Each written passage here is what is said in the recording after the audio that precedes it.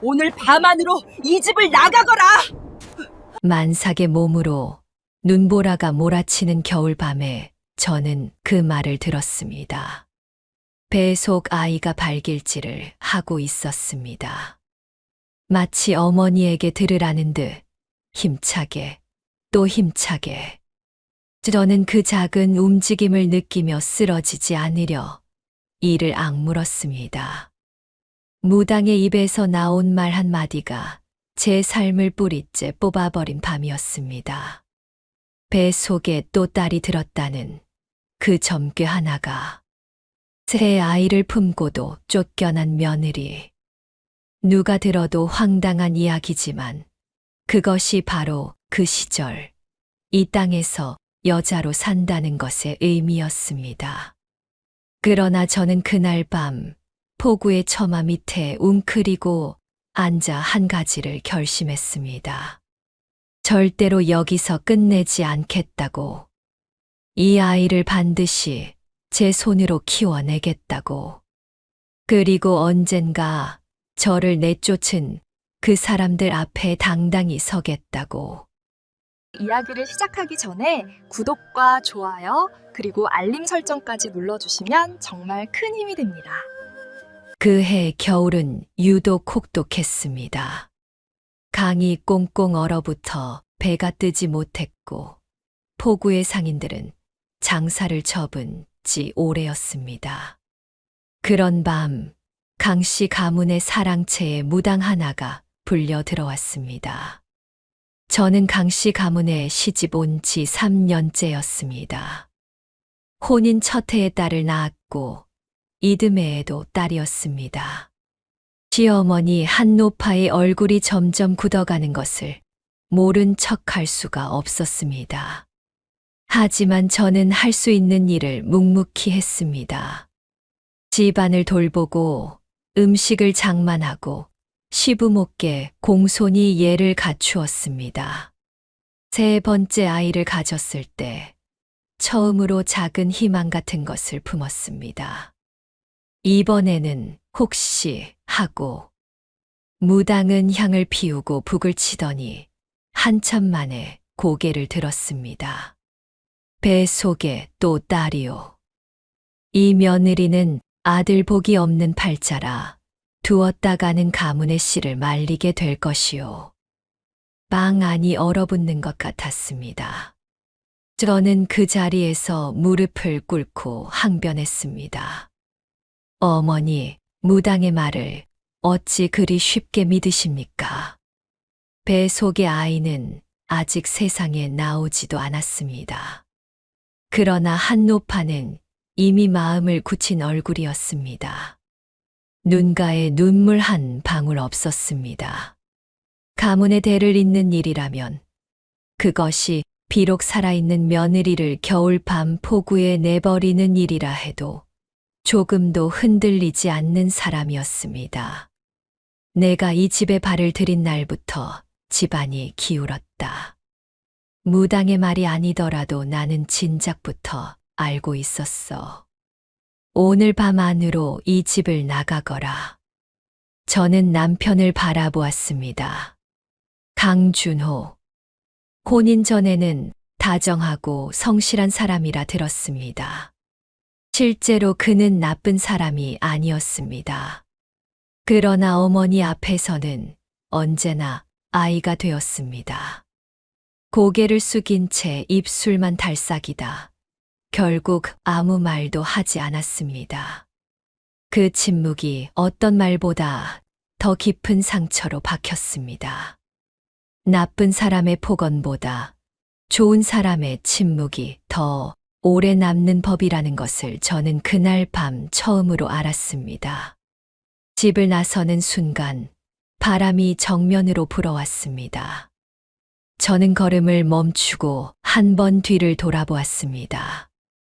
불 밝힌 창호지 너머로 사람의 그림자가 어른거렸습니다. 남편이었는지 시어머니였는지 알 수 없었습니다. 저는 그 자리에서 눈물을 흘리지 않기로 결심했습니다. 울 기운도 없었고 울어서 달라지는 것도 없다는 것을 이미 알고 있었습니다. 대신 저는 배를 한 번 감싸 안았습니다. 괜찮다. 우리 둘이 가면 된다. 속으로 그렇게 말하고 발걸음을 뗐습니다. 포구까지는 걸어서 반 시진 거리였습니다. 눈이 발목까지 쌓인 길을 저는 한 걸음씩 내디뎠습니다. 아이가 또 발길질을 했습니다. 저는 속으로 답했습니다. 그래, 살아야 한다. 내가 있으니 나는 살아야 한다. 포구에 닿았을 때 파도 소리가 들려왔습니다. 겨울 바다는 검고 거칠었습니다. 멀리 정박한 배들의 윤곽이 어둠 속에 흐릿하게 떠 있었습니다. 저는 처마 밑에 몸을 웅크리고 앉아 밤을 새웠습니다. 추위가 살갗을 파고들었습니다. 그러나 그 추위보다 더 차가운 것이 있었습니다. 그것은 버려졌다는 사실도 남편의 침묵도 아니었습니다. 바르게 살았음에도 이런 일을 당해야 한다는 억울함. 내가 무엇을 잘못했는가? 아이를 낳지 못한 것이 내 죄인가? 그 물음이 머릿속을 맴돌았습니다. 하지만 저는 거기서 멈추지 않았습니다. 왜냐하면 그 질문에 대한 답은 살아남아야만 찾을 수 있다는 것을 알고 있었기 때문입니다. 날이 밝아올 무렵 포구가 서서히 깨어났습니다. 뱃사람들이 하나둘 나타났고 경매장 쪽에서 생선 냄새가 번지기 시작했습니다. 저는 그 냄새를 맡으며 자리에서 일어섰습니다. 갈 곳이 없다고 주저앉아 있을 수는 없었습니다. 일단 살아야 했습니다. 저는 경매장 쪽으로 걸어가 생선을 손질하는 안악들 틈에 끼어 말을 걸었습니다. 일손이 필요하시면 제가 돕겠습니다. 삭은 많이 바라지 않습니다. 안악들은 만삭의 몸을 위아래로 훑어보더니 코웃음을 쳤습니다. 누가 저 몸으로 일을 하냐고, 짐이 될 것이라고. 하지만 저는 물러서지 않았습니다. 그날 아침 포구에서 그 누구보다 빠르게 생선을 손질한 것은 바로 저였습니다. 그것이 시작이었습니다. 겨울 바다가 저를 내치지 않았습니다. 오히려 저를 받아주었습니다. 사람이 내친 자리를 바다가 내어준 셈이었습니다. 이 포구에서 여자 혼자 선단을 일으키겠다고 웃기는 소리 말고 어서 비키시오. 그 말을 들은 날이 몇 번이었는지 셀 수도 없습니다. 그러나 저는 비키지 않았습니다. 비킬 곳이 없었으니까요. 돌아갈 집도 기댈 사람도 없는 자리에서 물러선다는 것은 곧 무너지는 일이었습니다. 저는 그것을 알았기 때문에 버텼습니다. 비웃음을 등 뒤에 달고 비린내를 옷에 베이고 그렇게 하루하루를 버텼습니다. 아이는 포구의 허름한 방 한 칸에서 태어났습니다. 잔파도 없었고 옆에서 손을 잡아줄 사람도 없었습니다. 저는 혼자 그 밤을 견뎌냈습니다. 아이가 울음을 터뜨리는 순간 저도 함께 울었습니다. 기쁨인지 안도인지 슬픔인지 알 수 없는 눈물이었습니다. 아이는 사내 아이였습니다. 저는 그 아이의 얼굴을 들여다보며 이름을 지었습니다. 강현. 강물처럼 흘러도 언젠가 바다에 닿는 아이가 되라는 뜻이었습니다. 무당이 뭐라 했든 하늘이 제게 보내준 아이는 이렇게 제 품에 있었습니다. 산후에 몸을 추스를 겨를도 없었습니다.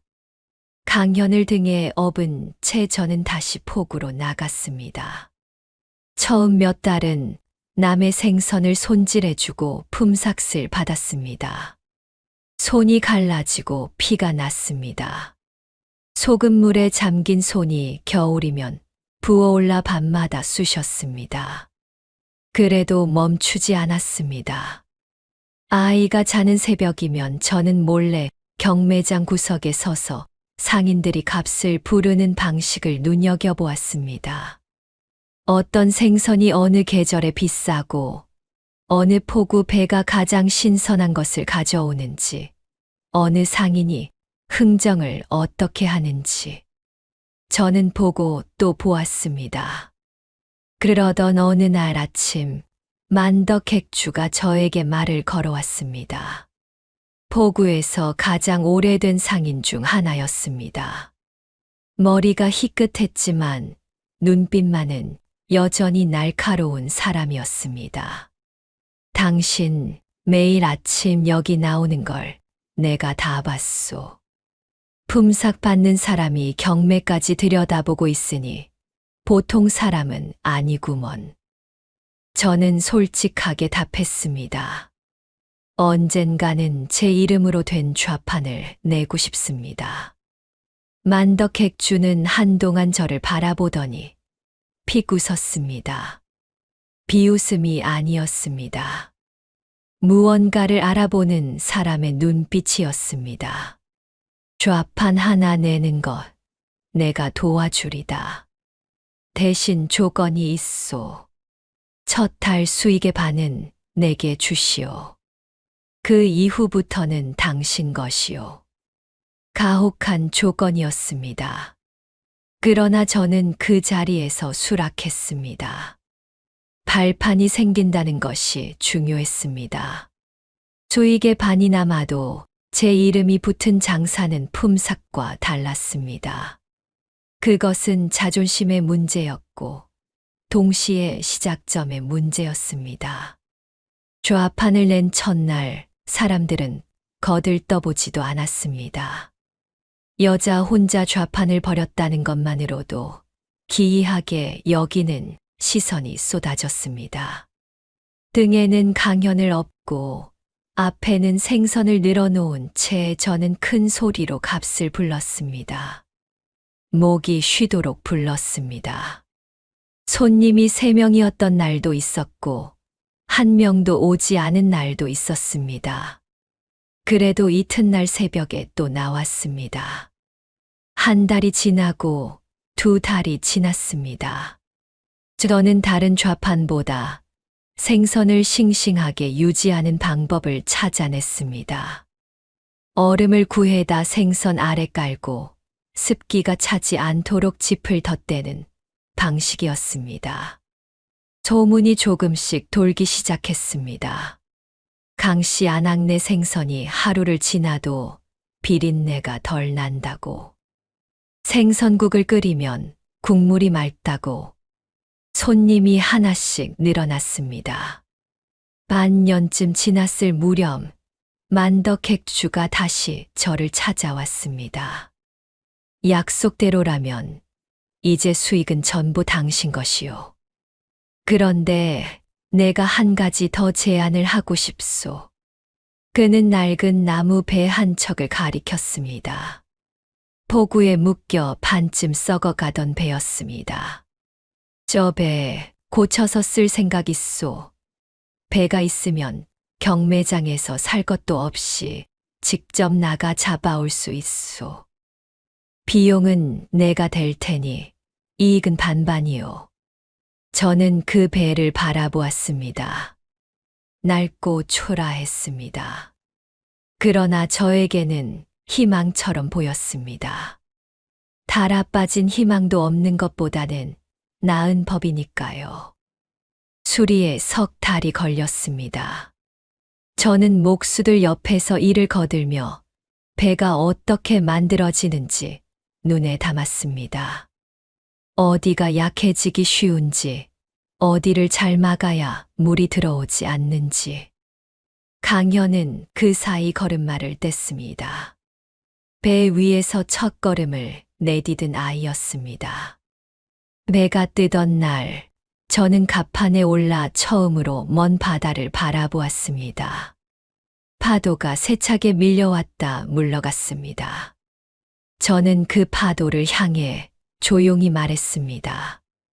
나는 여기 있다고. 아직 살아있다고. 이후로 일이 빠르게 풀리지는 않았습니다. 배를 갖게 되었다고 해서 갑자기 물고기가 많이 잡히는 것도 손님이 몰려오는 것도 아니었습니다. 풍랑이 심한 날에는 배를 묶어두고 발만 동동 굴렀습니다. 선원 하나가 다쳐 몇 주를 쉬어야 했던 적도 있었고, 잡아온 생선이 값이 폭락해 손해를 본 적도 있었습니다. 그럴 때마다 저는 장부를 펼쳐 들고 다시 계산했습니다. 어디서 줄이고 어디에 더 힘을 쏟아야 하는지 감으로 하지 않았습니다. 하나하나 따져가며 했습니다. 강현이 서당에 들어갈 나이가 되었을 때 배는 세척이 되어 있었습니다. 저는 아이를 서당에 보내면서 훈장에게 말했습니다. 이 아이가 글만큼은 포구에서 누구보다 잘 배울 수 있도록 부탁드립니다. 훈장은 의아한 눈으로 저를 보았습니다. 생선 장수 안하기 아이의 학문을 그리 당부하는 일은 흔치 않았으니까요.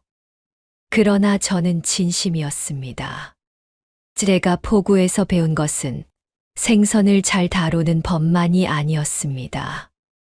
그를 알고 계산을 알면 세상이 다르게 보인다는 것, 그리고 그것이 사람을 함부로 대하지 못하게 만드는 힘이 된다는 것을 저는 몸으로 배웠습니다. 강현만은 그 힘을 처음부터 갖추고 자라게 해주고 싶었습니다. 세월이 흘렀습니다. 배는 열척이 되었고, 포구 사람들은 저를 더 이상 만삭으로 쫓겨온 여자라 부르지 않았습니다.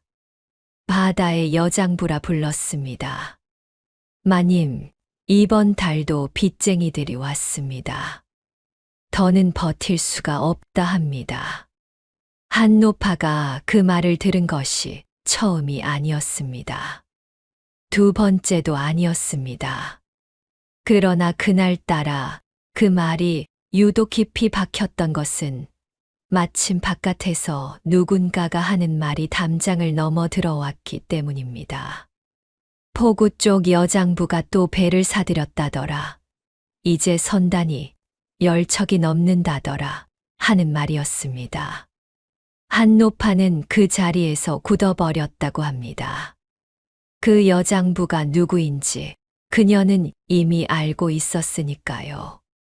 그러나 그 이야기를 하기 전에 먼저 강씨 가문에 무슨 일이 있었는지를 말씀드려야 할 것 같습니다. 연옥이 쫓겨나던 그 겨울로부터 이듬해 봄, 한노파는 아들 강준호에게 새 며느리를 들였습니다. 인근 고을 훈장의 딸로 얼굴이 반반하고 집안이 반듯하다는 소문이 있었습니다. 한노파는 이번에야말로 아들을 낳아 가문을 일으킬 것이라 믿어 의심치 않았습니다. 무당을 또 불러 나를 잡고 사당에 제를 올리고 아들 점지를 빌고 또 빌었습니다. 그러나 새 며느리는 첫 해에 아이를 가지지 못했습니다. 이듬해에도 소식이 없었습니다. 한노파는 초조해졌습니다. 며느리를 닥달했고 며느리는 점점 야위어 갔습니다. 3년째 되던 해에 겨우 아이를 가졌지만 달을 채우지 못하고 잃었습니다. 그 일이 2번 반복되자 새 며느리는 결국 친정으로 돌아가 버렸습니다. 소박을 맞은 것인지 스스로 나간 것인지 말이 많았지만 어느 쪽이든 결과는 같았습니다. 강씨 가문에는 또다시 며느리가 없어졌습니다. 강준호는 그 무렵부터 몰라보게 달라졌습니다. 본래 우유부단한 성품이었지만 젊었을 때는 그래도 성실함이 있었습니다. 그러나 거듭되는 실패와 어머니의 성화 속에서 그는 점차 기운을 잃어갔습니다. 낮부터 술을 들이켰고 저작거리를 어슬렁거리는 날이 많아졌습니다. 한노파가 뭐라 해도 귀를 막았습니다. 아들을 낳아야 한다. 가문을 일으켜야 한다는 말이 이제는 그에게 채찍이 아니라 그저 소음으로만 들렸던 것입니다. 논밭이 팔리기 시작한 것은 연옥이 집을 나간 지 5년쯤 되었을 때였습니다. 한노파가 무당을 들이고 굿을 버리는데 적지 않은 돈을 썼고 강준호가 술집에 뿌린 돈도 만만치 않았습니다. 처음에는 먼 논부터 팔았습니다. 그 다음에는 가까운 밭이 나갔습니다. 한 뼘씩 줄어드는 땅을 바라보면서도 한노파는 멈추지 않았습니다. 이번 굿만 지내면, 이번 무당만 만나면 어디선가 아들 하나가 뚝 떨어져 나올 것이라는 믿음을 끝내 놓지 못했습니다. 10년이 흘렀습니다. 강준호는 3번째 혼인을 했습니다. 이번에는 변변찮은 집안의 여자였습니다. 한노파가 고르던 때가 아니었습니다. 형편이 예전 같지 않으니 고를 처지가 못 되었습니다. 그 여자는 아이를 낳았습니다. 딸이었습니다. 한노파는 방문을 걸어 잠갔습니다. 강준호는 그날 밤 술에 취해 돌아왔고 이튿날 아침 일어나지 못했습니다. 과음이 쌓인 탓이었습니다. 몸이 급격히 나빠지기 시작했습니다. 의원이 드나들었습니다. 약값이 또 나갔습니다. 남은 논 한 떼기가 그렇게 사라졌습니다. 3번째 며느리는 갓난아이를 안고 어느 날 아침 짐을 꾸려 나갔습니다. 말 한마디 없이 나간 뒤 돌아오지 않았습니다. 탓할 수가 없었습니다. 그녀로서는 버티는 것이 더 이상 가능하지 않았을 테니까요. 강준호는 이듬해 봄 45의 나이로 세상을 떠났습니다. 저는 그 소식을 포구에서 들었습니다. 생선 값을 흥정하다 말고 잠시 손을 멈추었습니다. 오래된 상처가 아프지 않은 것은 아니었지만 이미 그 아픔을 다른 무언가로 채운 지 오래였습니다. 저는 그날 저녁 강연에게 그 이야기를 했습니다. 내 아버지가 돌아가셨다고. 아이는 묵묵히 듣더니 이렇게 물었습니다. 어머니, 슬프십니까? 저는 한참 생각하다 답했습니다. 슬프기도 하고 슬프지 않기도 하구나. 그 마음을 어떻게 설명해야 할지 모르겠다. 강현은 고개를 끄덕였습니다. 그 나이에 그 대답을 이해했는지는 모르겠습니다. 그러나 그 아이는 더 묻지 않았습니다. 어머니의 마음이 복잡하다는 것을 느꼈을 것입니다.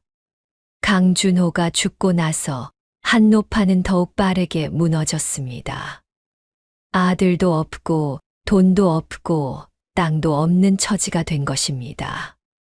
집 안에는 한노파 혼자 남았습니다. 오랫동안 모시던 하인마저 삭슬 받지 못하자 하나둘 떠나갔습니다. 동네 사람들이 드나들던 발길도 끊겼습니다. 잘 나가던 시절에 모여들던 사람들은 언제나 그렇듯 쇠락의 냄새를 맡는 순간 먼저 떠납니다. 한노파는 그 빈집에서 늙어갔습니다. 끼니를 거르는 날도 생겼습니다. 팔 것도 다 팔고 나니 남은 것은 빈 그릇과 삐걱거리는 마루뿐이었습니다.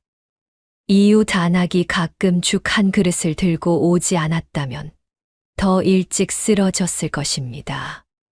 그 무렵 한노파가 자주 입에 올리는 말이 있었다고 합니다. 이웃 안악이 나중에 전해준 말입니다. 내가 잘못했어. 그 며느리를 내쫓지 말았어야 했는데. 그 말을 처음 들었을 때 이웃 안악은 속으로 생각했다고 합니다. 이제 와서 무슨 소용이냐고. 그러나 한노파는 그 말을 멈추지 않았습니다. 낮에도 하고 밤에도 했습니다. 잠결에도 했다고 합니다. 참회인지 습관인지 아니면 이미 손 쓸 수 없게 된 것을 알면서도 내뱉는 말인지 본인도 알 수 없었을 것입니다. 가문이 무너지는 데는 생각보다 긴 시간이 걸리지 않았습니다. 그리고 그것을 막을 수 있는 시간은 그보다 훨씬 전에 이미 지나가 버렸습니다. 그날 밤 무당의 말 한마디를 붙들지 않았더라면, 만삭의 며느리를 겨울 바다로 내몰지 않았더라면, 한 번만 다시 생각했더라면. 그러나 지나간 시간은 돌아오지 않습니다. 한노파는 그것을 너무 늦게 알았습니다. 세월은 그렇게 20년을 채웠습니다. 저 가마 행렬이 왜 하필 이 골목에서 멈추는 것이오? 사람들이 웅성거리기 시작했습니다. 봄볕이 내려앉은 오후였습니다. 장날도 아니고 잔치가 있는 것도 아닌데 비단으로 장식된 가마 행렬이 느닷없이 낡은 골목 안으로 들어선 것입니다. 앞뒤로 말을 탄 수행원이 늘어섰고 가마꾼들의 옷매무새가 가지런했습니다. 이 고을에서는 보기 드문 광경이었습니다. 어느 대감댁 부인이 지나가는 것이냐, 혹시 사또 댁에서 행차가 있는 것이냐, 사람들이 저마다 한마디씩 얹었습니다. 그러나 가마는 아무도 예상치 못한 곳에서 멈추었습니다. 담장이 허물어지고 처마가 내려앉은 한눈에 보아도 오랫동안 돌보지 않은 집 앞이었습니다. 강씨 가문의 옛집이었습니다. 한노파는 마루 끝에 걸터 앉아 볕을 쬐고 있다가 인기척에 고개를 들었습니다. 나이가 들어 귀가 어두워진 탓에 바깥의 소동을 알아채지 못했습니다. 하인이 다 떠난 빈집에서 혼자 지내온 세월이 얼마였습니까? 찾아오는 사람이 없는 것에 이미 익숙해진 몸이었습니다. 그러니 대문 쪽에서 발소리가 들렸을 때 처음에는 잘못 들은 것이라 여겼을 것입니다. 대문이 열렸습니다. 먼저 들어선 것은 젊은 선비였습니다. 관복을 단정히 갖춰 입은 모습이 눈에 띄었습니다. 걸음걸이가 반듯하고 얼굴에 기색이 흔들리지 않았습니다. 그 뒤를 이어 한 여인이 들어섰습니다. 비단 장옷을 걸치고 있었지만 걸음이 당당했습니다. 몸에서 풍기는 기운이 고운 옷과 묘하게 어울리지 않았습니다. 오랜 세월 풍랑을 견뎌온 사람에게서만 나오는 단단하고 조용한 기운이었습니다. 한노파는 그 여인의 얼굴을 보는 순간 자리에서 일어나지 못했습니다. 알아보는데 오랜 시간이 걸리지 않았습니다. 20년이라는 세월이 그 얼굴 위에 켜켜이 쌓여 있었지만 그 눈빛만은 변하지 않았습니다. 아니, 더 깊어졌다는 표현이 맞을 것입니다. 억울함도 아니고 분노도 아닌 모든 것을 다 통과하고 난 사람의 눈빛이었습니다. 한노파의 입술이 달싹였습니다. 그러나 소리가 나오지 않았습니다. 연옥이었습니다. 저는 그 마당에 들어서면서 오래된 감각이 발바닥을 통해 올라오는 것을 느꼈습니다. 이 마당을 마지막으로 걸었던 날이 떠올랐습니다. 눈보라가 몰아치던 밤, 만삭의 몸으로 대문을 나서던 그 순간이. 그러나 저는 그 기억을 한켠에 내려놓았습니다. 지금 이 자리에서 그 감정을 꺼내는 것은 이 방문의 목적이 아니었습니다. 저는 마루 아래에서 한노파를 향해 예를 갖추어 고개를 숙였습니다. 어머니, 오랜만입니다. 한노파의 눈에 눈물이 맺혔습니다. 처음 보는 눈물이었습니다. 제가 이 집에 살았던 3년 내내 한 번도 보지 못했던 눈물이었습니다. 강현이 한 걸음 앞으로 나섰습니다. 관복 소매를 가지런히 하고 두 손을 모아 허리를 굽혔습니다. 문 안 드립니다. 그 목소리가 마당 안에 울렸습니다. 바깥에서 구경하던 사람들이 저마다 숨을 죽였습니다. 한노파는 그 얼굴을 보고 그대로 얼어붙었습니다. 손자뻘 되는 나이의 젊은 선비가 이 집 마당에 들어와 자신에게 문안을 올리는 이 상황이 무엇을 뜻하는지 머리로는 이해하면서도 믿기지 않는 듯한 얼굴이었습니다. 이 아이가 누구냐? 한노파의 목소리가 떨렸습니다. 알면서 묻는 것이었는지, 정말 믿기지 않아 확인하고 싶었던 것인지, 저는 알 수 없었습니다. 저는 조용히 답했습니다. 어머니께서 이 집에서 내치신 며느리가 포구에서 낳아 기른 아들입니다. 한노파의 몸이 흔들렸습니다. 마루 끝을 붙든 손이 하얗게 질렸습니다. 20년 전 그 겨울밤 무당의 말 한마디에 내쫓아버린 며느리가 오늘 이 봄날 가마를 타고 돌아왔습니다. 그리고 그 곁에는 관복을 입은 아들이 서 있었습니다. 한노파가 그토록 원했던 것이 그녀가 제 손으로 내버린 자리에서 자라나 있었습니다. 동네 사람들이 웅성거리는 소리가 담장 너머에서 들려왔습니다. 누군가 강씨 아낙네가 돌아왔다고 말하는 소리가 들렸습니다. 포구의 여장부라고 하는 소리도 들렸습니다. 저는 그 소리를 들으면서 강현의 옆에 나란히 섰습니다. 이 자리에 오기까지 20년이었습니다. 포구에서 생선을 손질하며 피가 나던 손이 생각났습니다. 새벽 경매장 구석에서 몸을 웅크리고 상인들의 흥정을 눈여겨보던 날들이 생각났습니다. 풍랑이 심한 날 배를 묶어두고 발을 동동 구르던 밤들이 생각났습니다. 강현이 서당에서 돌아와 촛불 아래 글을 읽던 모습이 생각났습니다. 그 모든 시간이 오늘 이 마당에 모여 있는 것 같았습니다. 저는 품 안에서 보따리 하나를 꺼냈습니다. 곱게 싸맨 비단 보자기였습니다. 무겁지 않았지만 그 안에 담긴 것의 무게는 어떤 것과도 바꿀 수 없는 것이었습니다. 어머니, 드릴 것이 있습니다. 저는 그 보따리를 마루 위에 조심스럽게 올려놓았습니다. 한노파의 시선이 그 보따리에 꽂혔습니다. 떨리는 손이 천천히 보자기 매듭을 향해 뻗었습니다. 마당 안이 고요해졌습니다. 바람도 잠깐 숨을 멈춘 것 같았습니다. 어머니, 그 안에 든 것이 무엇인지 아시겠습니까? 한노파의 손이 멈추었습니다. 보자기 매듭을 반쯤 풀다 말고 그대로 굳어버렸습니다. 마당 안에 있는 모든 사람이 숨을 죽였습니다.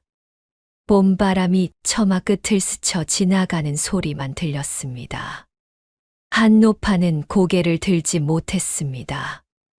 20년의 무게가 그 어깨 위에 한꺼번에 내려앉은 것처럼 그 작은 몸이 더 작아 보였습니다. 저는 서두르지 않았습니다. 이 순간을 위해 20년을 살아온 것이 아니었습니다. 복수를 위해 이 자리에 온 것도 아니었습니다. 다만 끝을 맺어야 할 것이 있었습니다. 매듭을 짓지 않으면 시작할 수 없는 것들이 있었습니다. 저는 그것을 위해 이 마당에 들어선 것이었습니다. 한노파의 손이 다시 움직였습니다. 이번에는 더 천천히였습니다. 보자기가 펼쳐지자 안에서 비단 두루마리 하나가 나왔습니다. 곱게 묶인 끈을 풀자 두루마리가 스르르 펼쳐졌습니다. 먹으로 쓴 단정한 글씨가 봄볕 아래 드러났습니다. 한노파는 그 글씨를 읽어 내려가다 손이 떨리기 시작했습니다. 글씨를 알아보는데 오래 걸리지 않았습니다. 그것은 장원급제 교지였습니다. 그리고 그 아래 왕이 직접 내린 관직 임명장이 함께 들어 있었습니다. 나라에서 가장 어렵다는 과거에서 수석으로 합격한 자의 이름이 거기 적혀 있었습니다. 강현. 한노파가 제 손으로 내쫓은 며느리의 아들이었습니다. 한노파의 입에서 소리가 새어 나왔습니다. 울음인지 신음인지 알 수 없는 소리였습니다. 두루마리를 쥔 손이 바들바들 떨렸습니다. 저는 그 모습을 바라보았습니다. 불쌍하다는 생각이 들었습니다. 오래 미워했던 사람을 앞에 두고 불쌍하다는 감정이 먼저 올라온다는 것이 저 자신도 낯설었습니다. 그러나 그것이 솔직한 마음이었습니다. 강현이 천천히 마루 앞으로 다가갔습니다. 그리고 무릎을 꿇었습니다. 관복을 입은 채로 장원급제자가 무너진 집 마당에서 늙은 할미 앞에 무릎을 꿇은 것입니다. 저는 어머니가 포구에서 키워낸 아들입니다.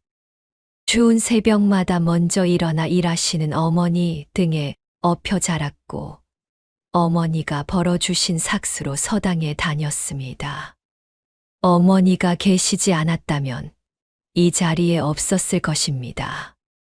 한노파는 그 말을 들으며 두루마리를 가슴에 꼭 끌어안았습니다. 그리고 그대로 무너져 내렸습니다. 마루 위에 엎드려 소리 없이 울었습니다.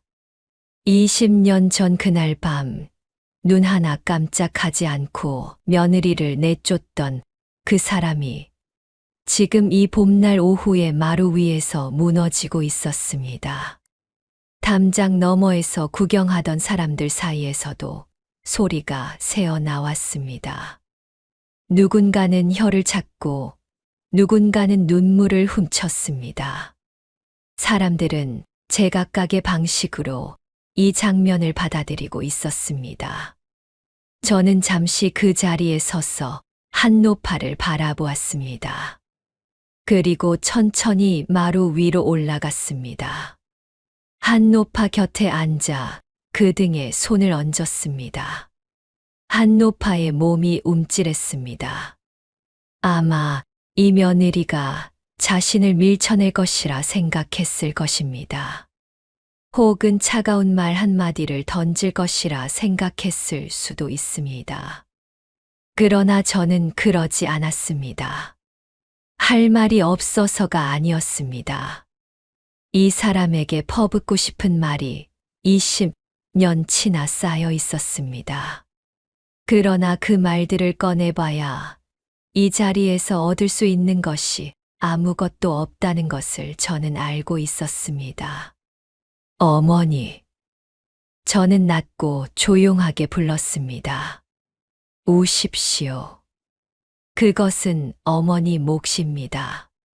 한노파가 더 크게 울기 시작했습니다.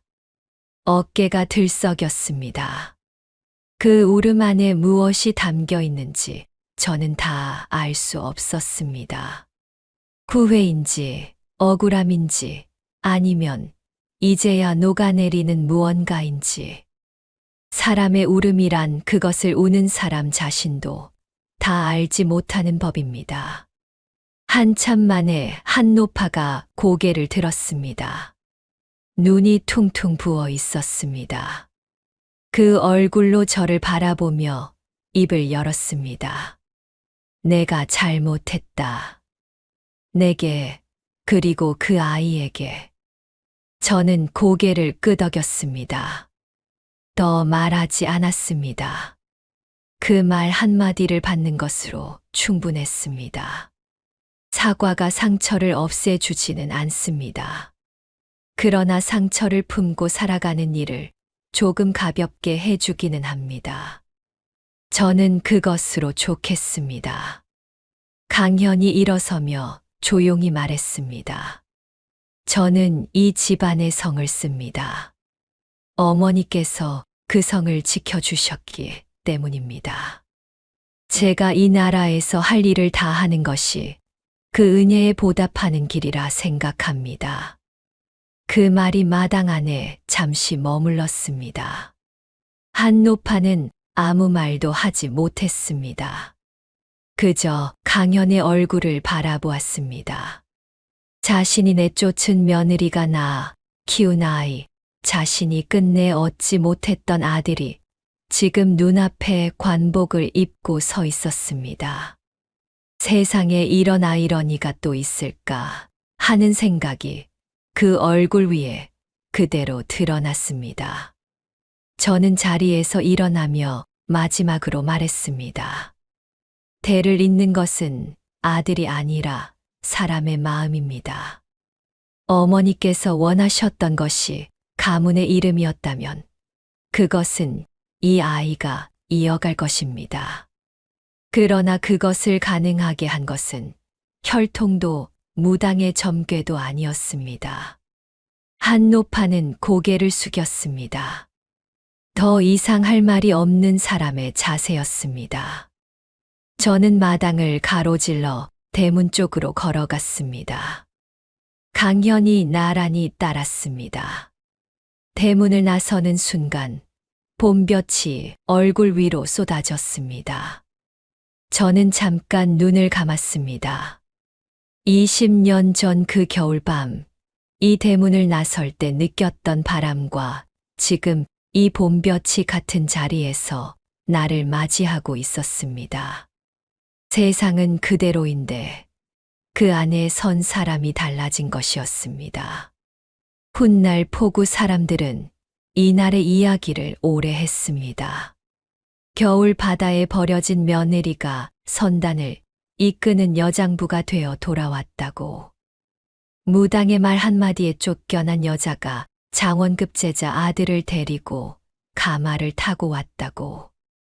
그리고 그 며느리가 시어머니에게 건넨 것이 복수의 말이 아니라 단 한 줄의 진실이었다고.